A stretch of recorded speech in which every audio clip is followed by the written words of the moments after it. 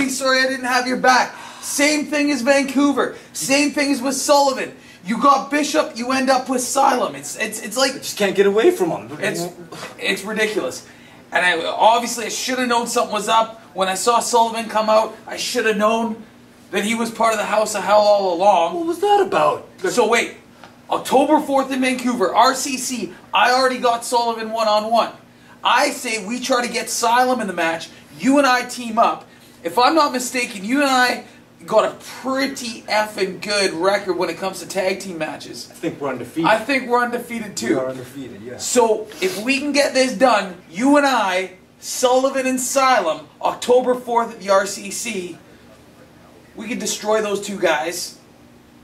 We could get two birds stoned at once. We could. You got this? Oh, you know I got this, my bro. Alright, October 4th, RCC, Scotty Mac, Andy the Dreadful Bird, Sid Asylum, Jason Sullivan, we're coming for you. And I guarantee this is gonna be a hoot.